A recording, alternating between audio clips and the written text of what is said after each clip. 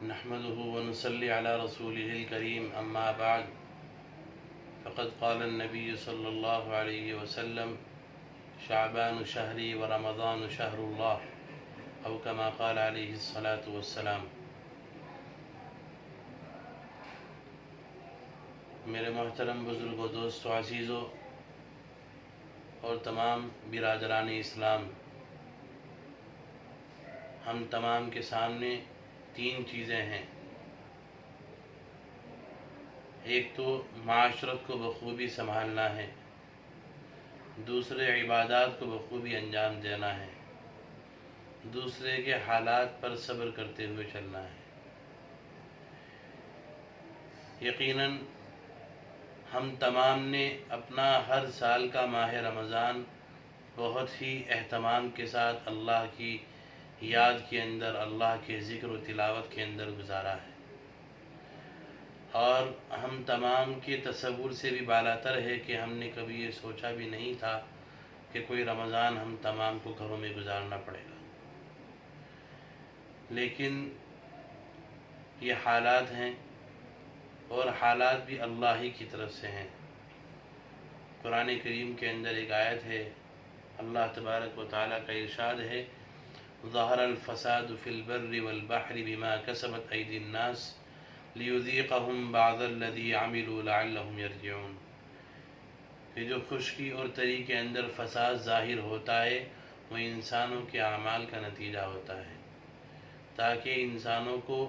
ان کی کرتوتوں کا تھوڑا سا مزہ چکھایا جائے اور وہ اپنی غلطیوں سے باز آ کر لوٹ جائیں۔ تو یقیناً ہم تمام کا یہ ایمان ہے، یہ عقیدہ ہے کہ جو تمام ہو رہا ہے وہ ہمارے گناہوں کی نحوست ہے اور ہمارے اعمال کا بدلہ ہے۔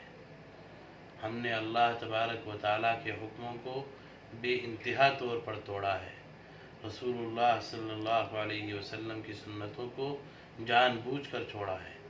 اور ان کی بے حرمتی کی ہے، اللہ معاف فرمائے۔ ہم تمام کو اپنے گناہوں پر اللہ سے توبہ استغفار کرنی ہے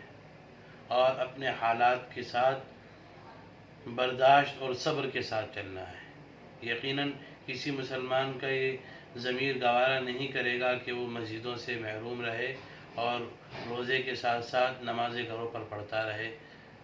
یہ کسی مسلمان کو گوارا نہیں ہو سکتا، لیکن حالات ہیں، اور الحمدللہ علماء دین بالخصوص ہمارا ام المدارس، ہمارا پیشوا دارالعلوم دیوبند ہے، اور دارالعلوم دیوبند نے ہدایت کی ہے کہ ہم تمام اپنی نمازوں کو، اپنی عبادات کو گھروں کے اندر محدود رکھیں، اور اپنی نمازوں کو رمضان المبارک کے مہینے میں بھی اپنے گھروں پر ادا کریں، کیونکہ اصل تو اللہ کے حکموں کو زندہ کرنا ہے۔ ہم اللہ کے حکموں کو زندہ کریں گے، اینما تکونوا فثم وجہ اللہ، جہاں تم ہوں گے وہاں اللہ کو پاؤ گے، یہ اللہ کا ضابطہ ہے۔ اور ہم اپنے گھروں پر ہیں، اللہ تبارک و تعالیٰ نے جو ہر جگہ کو مسجد بنایا ہے، یہ اللہ کا ایک حکم ہے، قرآن کریم کی ایک آیت ہے کہ اللہ ہر جگہ ہے۔ تو آج اللہ نے اس حکم کو پورا کرنے کا ہمیں موقع دیا ہے۔ صحابہ کرام رضی اللہ تعالی عنہم اجمعین نے ہر سال رمضان میں روزے رکھے ہیں، لیکن جب بدر کے لیے گئے تھے تو صحابہ کرام میں آدھوں نے روزے رکھے تھے، آدھوں نے افطار کیا تھا، ہر دن ایسے ہی گزرتا تھا۔ آج افطار انہوں نے کیا، روزہ انہوں نے رکھا ہے، کل انہوں نے افطار کیا ہے، انہوں نے روزہ رکھا ہے، ایسے ہی دن گزرتے تھے، جیسا کہ قرآن کریم کے اندر بھی ہے، وَمَنْ كَانَ مِنْكُمْ مَرِيضًا أَوْ عَلَى سَفَرٍ فَعِدَّةٌ مِّنْ أَيَّامٍ أُخَرَ، کہ روزے تو سب پر فرض ہیں، لیکن جو مریض ہے کہ نہیں رکھ سکتا، اور جو سفر میں ہے، ایسا سفر کہ نہیں رکھ سکتا، اس کو حرج ہے، تو ایسے شخص کے لیے ہے کہ وہ دیگر ایام کے اندر روزوں کو لوٹائے گا۔ صحابہ کرام نے جب یہ حکم پورا کیا اور آدھوں کو افطار کرنا پڑا، آدھوں نے روزہ رکھا، تو صحابہ کرام نے اس کا غم نہیں بنایا کہ ہمیں ایسا کرنا پڑ رہا ہے، بلکہ اس بات کی خوشی بھی کی کہ الحمدللہ آج قرآن کریم کی ایک اور آیت پر عمل ہوا ہے۔ تو ایسے ہی ہمارے لیے مساجد ہمیشہ عبادت گاہ ہیں، اور اہتمام اسی کا ہے کہ ہمیں نمازیں مسجدوں کے اندر ہی اپنے عام ایام کے اندر پڑھنی ہے، لیکن جیسا کہ حالت ہے ہمارے اوپر، اور اللہ تبارک و تعالیٰ کی طرف سے پورے عالم کو یہ حال ملا ہوا ہے کہ دنیا متاثر ہے، اور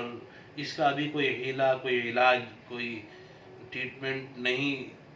سرچ کیا گیا ہے، کوئی مل نہیں پایا۔ ایسے حالات کے اندر بھی ہماری یہ ذمہ داری ہے کہ ہم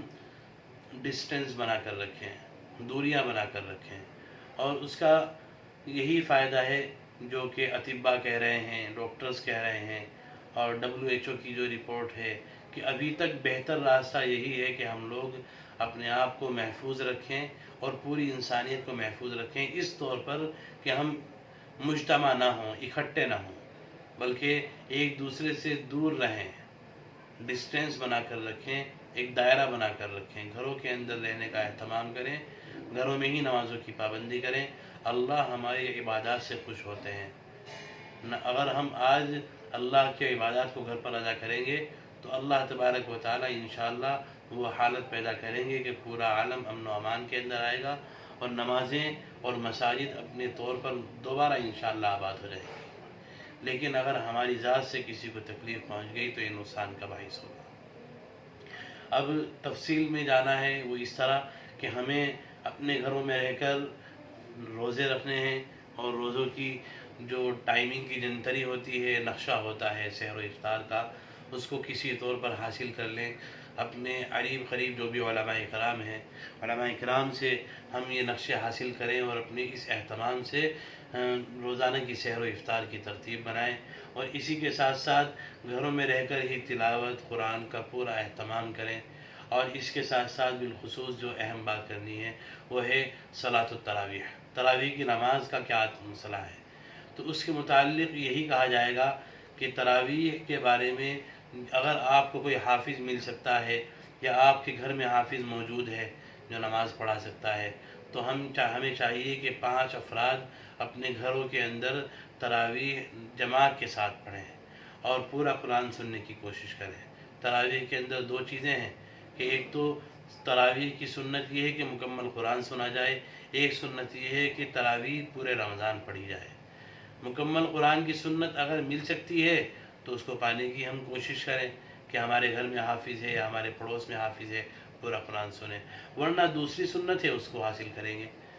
کہ ہم پورے رمضان الم تری کیف فعل ربک باصحاب الفیل، جس کو سورہ فیل کہتے ہیں، یہاں سے اخیر تک جو 10 صورتیں ہیں، ان 10 صورتوں کو الحمدللہ ہر مسلمان کی یاد ہیں، ان کو تراویح کے اندر پڑھنے کی کوشش کریں، اور جو بھی امام بنے باشرہ جو حضرات ہوں وہ آگے بڑھیں، اگر کوئی گھر میں باشرہ نہیں ہے تو جو بھی حضرات ہیں وہ ایک دوسرے پر ہی اکتفا کریں، اور اس طریقے پر صلاۃ التراویح پڑھنے کا اہتمام کریں۔ 10 صورتیں ہوتی ہیں، 10 رکعت میں 10 صورتیں پڑھی جائیں، پھر دوسری 10 رکعت میں بھی 10 صورتیں پڑھی جائیں۔ اس طریقے پر روزانہ کی 20 رکعتیں اور 3 وتر کا اہتمام کیا جائے، اور اس کے ساتھ ساتھ فرض نماز پڑھی جائیں گی ان کا اہتمام کیا جائے، اور جو مسئلہ معلوم کرنا ہو آپ کے قریب جو علماء کرام ہیں ان سے رابطہ کرنے کی کوشش کریں، اور اگر چینل سے معلوم کرنا چاہیں تو آپ میسج کریں، جس قدر وسعت ہوگی آپ کو بتانے کی کوشش کی جائے گی۔ اور اس کے علاوہ اپنے محلے کے اندر، اپنے اطراف کے اندر ہم یہ کوشش کریں کہ کوئی بھی بھوکا نہ سوئے، کسی کی سحری افطاری بھوکے نہ گزرے، غریبوں کا لحاظ کرنا، چاہے کسی بھی مذہب سے تعلق رکھنے والے ہوں، غربا کا تعاون کرنا، غربا کی مدد کرنا، صدقہ خیرات کرنا اللہ کے غصے کو ٹھنڈا کرتا ہے، اس کا اہتمام کریں، توبہ استغفار کریں، اللہ کے سامنے روئیں، اور ایک دوسرے کے لیے جتنا ہو سکے خیر خواہی کا ماحول بنائیں، اور پورے امن و امان کے ساتھ اس ماحول کو گزارنے کی کوشش کریں۔ اللہ تبارک و تعالی ہمیں اس رمضان المبارک کی قدر کی توفیق عطا فرمائے، اور ائمہ کرام مساجد کی ذمہ داروں سے درخواست یہ ہے کہ اپنی مساجد کے اندر کوئی بھی مسجد کے خدام یا مؤذن یا امام اعتکاف کرنے کی کوشش کریں، مسجد اعتکاف سے محروم نہیں رہنی چاہیے، اور دعاؤں کی درخواست ہے میرے لیے، پوری امت مسلمہ کے لیے، پورے عالم کے لیے۔ جزاک اللہ۔ السلام علیکم ورحمۃ اللہ۔